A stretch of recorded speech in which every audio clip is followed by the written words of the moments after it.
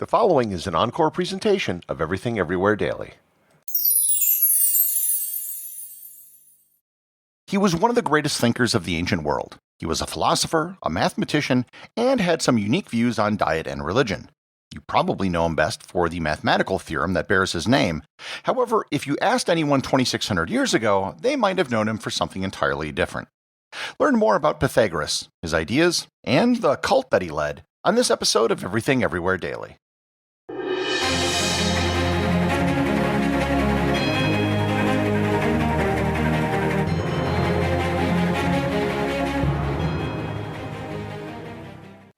This episode is sponsored by Heaven Hill Bottled and Bond Bourbon. I recently had the chance to try Heaven Hill Bottled and Bond, and I can attest to its exceptional aromas with hints of caramel and vanilla intertwining with its oakiness, which provide a well-rounded flavor profile. Taking a sip is akin to experiencing a piece of bourbon history firsthand. Heaven Hill Distillery may be America's most quintessential bourbon distillery. Established in 1935 after the end of Prohibition, the distillery was established by the Shapiro family and has remained a family-owned distillery to this day. In 1897, Congress passed the Bottled in Bond Act, which set forth strict rules for any bourbon labeled bottled in bond. Heaven Hill Bottled in Bond Bourbon goes beyond the stringent requirements of the law by aging its bourbon for 7 years, not 4. The end result is a gold medal-winning bourbon that truly stands out. Available nationally, look for a bottle at your local store. Heaven Hill Bottled in Bond. Heaven Hill reminds you, think wisely, drink wisely. This episode is sponsored by newspapers.com, your passport to untold stories and hidden histories. As the largest online newspaper archive, newspapers.com offers an incredible journey through time, with papers dating back to 1690. Imagine exploring the news, events, and everyday moments that shape the history of the world around us. Newspapers.com puts over 900 million pages at your fingertips, offering a front row seat to the past. With papers from the United States, United Kingdom, Canada, Australia, and beyond, Newspapers.com lets you walk the streets of history, whether it's London during the Blitz, New York during Prohibition, or Sydney during the construction of the Harbor Bridge. For listeners of today's episode, Newspapers.com is extending a special offer. Use the code EVERYTHINGEVERYWHERE and enjoy a 20% discount on a subscription. That's Everything Everywhere at Newspapers.com. It's the perfect way to unlock the world of history. The Pythagorean theorem is something that everyone learns in school. I'm sure that everyone listening right now has at least heard of it and probably knows what it is. And I'm also guessing that most people probably don't know much about Pythagoras beyond the fact that he was some ancient Greek dude who did math. However, there is a whole lot more to Pythagoras than just triangles. Pythagoras was born sometime around the year 570 BC in Greece. There is little that we know about the early life of Pythagoras because none of his original writings have survived, nor have any contemporary writings about him. The stories that do exist have him being born on the island of Samos in the Aegean.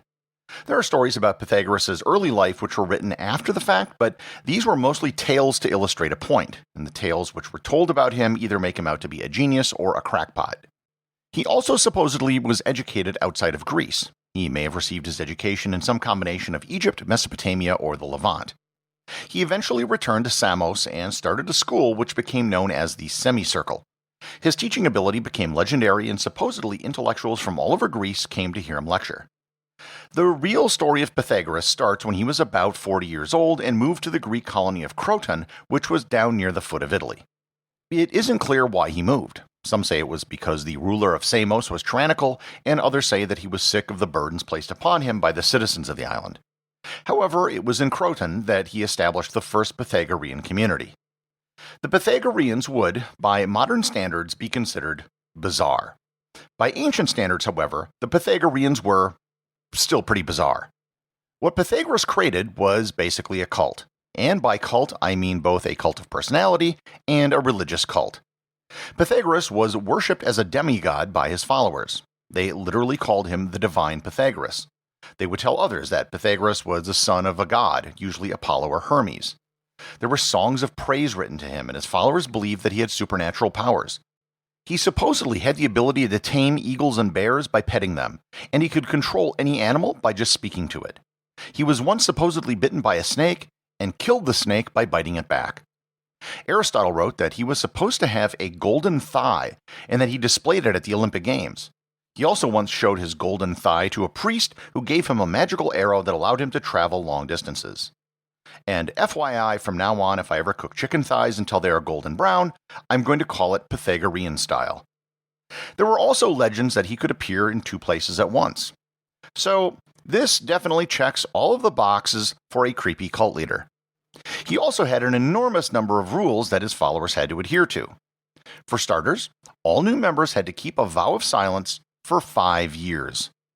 The silence was, in theory, supposed to keep the new initiates pure, but it was probably more likely a way for them to keep secrets as they became acclimated to the cult. All of the Pythagoreans were vegetarians. Pythagoras required everyone to abstain from meat because he believed that animals were former human souls. Pythagoras supposedly was walking down a street when he saw a man beating a dog. He had the man stop beating the dog because he claimed it was one of his former friends, and he could tell this by how the dog barked. As vegetarians went, Pythagoras was a pretty bad one because he still sacrificed living animals. Chicken, cattle, pigs, and goats were acceptable, but you could never sacrifice a sheep. This pretty obvious hypocrisy was noted while he was still alive. There was a joke that Pythagoras was found eating meat even though he claimed to eat no living thing. When Pythagoras was asked about it, he supposedly said that he killed it first, so it wasn't living.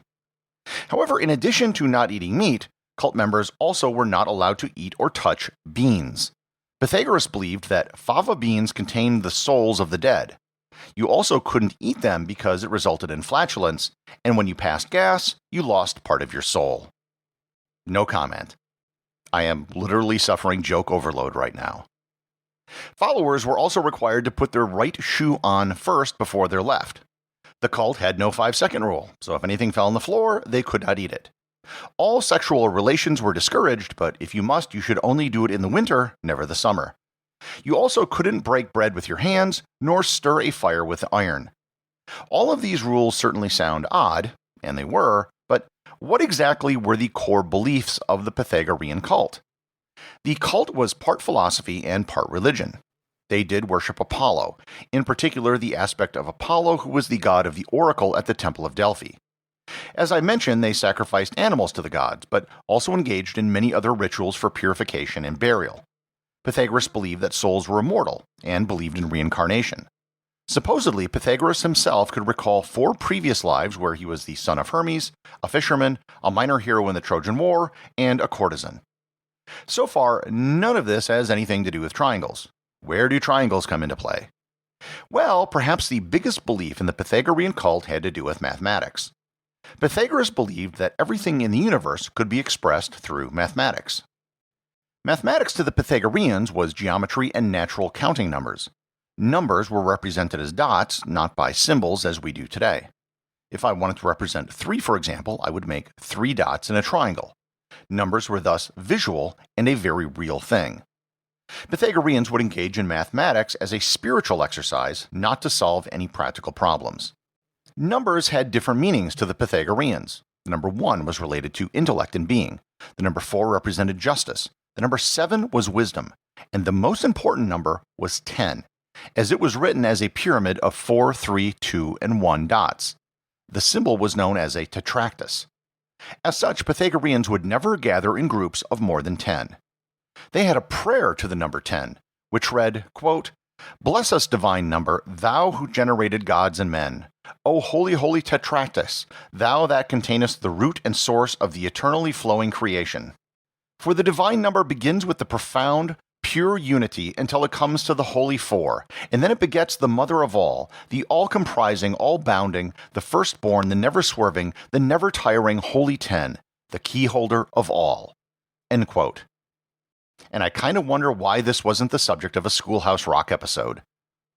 Even numbers were considered feminine, and odd numbers were considered masculine.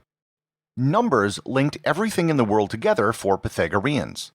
Pythagoras believed that the 7 planets, which in antiquity were the Sun, Moon, Mercury, Venus, Mars, Jupiter, and Saturn, corresponded to the 7 muses. Pythagoreans, to their credit, were some of the first people in the world who believed that the Earth revolved around the Sun and not the other way around. However, he also believed that the planets moved in perfect circles. They also discovered the relationships between mathematics and music. They experimented with strings and woodwinds of different lengths to produce different notes. They discovered octaves, fifths, and fourths. Everything was tied together. As the music was expressed in numbers and the planets were expressed in numbers, that meant that the planets were creating music. As much of the effort of the Pythagoreans was involved in mathematical inquiry, this is where the Pythagorean theorem comes into play. For those who need a quick refresher, the Pythagorean theorem simply states that for any right triangle, the square of the hypotenuse is equal to the sum of the squares of the other two sides. While Pythagoras is credited with the discovery, and while he very well may have independently discovered it, he certainly wasn't the first. There's evidence in cuneiform writing from the Babylonians over 1,000 years before Pythagoras that they knew about it and used it. Likewise, there is evidence that the theorem was known in Egypt and in India before Pythagoras was born. Pythagoras may have brought the theorem to the Greeks, which is why his name is associated with it. While he got credit for the Pythagorean theorem, which maybe he shouldn't have, he also might not have gotten credit for identifying the 5 Platonic solids, which were named after Plato. The Pythagorean theorem indirectly caused a crisis in the Pythagorean community. In the Pythagorean philosophy, everything could be expressed as whole numbers and ratios. In modern mathematical terms, these were the rational numbers.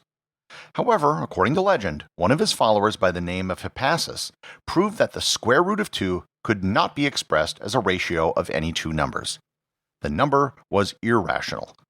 This completely poked a hole in the entire Pythagorean worldview. As punishment, Hippasus was drowned in the sea, so his secret could never be revealed. During the life of Pythagoras, there were multiple Pythagorean communities that sprung up around the south of the Italian peninsula. Women were considered equals in the Pythagorean community and were able and encouraged to study alongside of men. There are several different stories as to the death of Pythagoras. All of them revolve around an attack on the Pythagorean community after a falling out with other locals. Supposedly, the locals burned down the building that he and some of his followers were in. According to one story, he died in the fire. In another story, his followers laid themselves down over the flames so he could walk over them to flee to safety. But after he was out, he committed suicide because he felt so guilty over their sacrifice. In yet another story, he fled the building only to encounter a field of beans. Rather than run through the field, which would be counter to his beliefs, he stood at the edge of the field where he was cut down. The cult of Pythagoras survived his death for several years, but eventually it just withered away.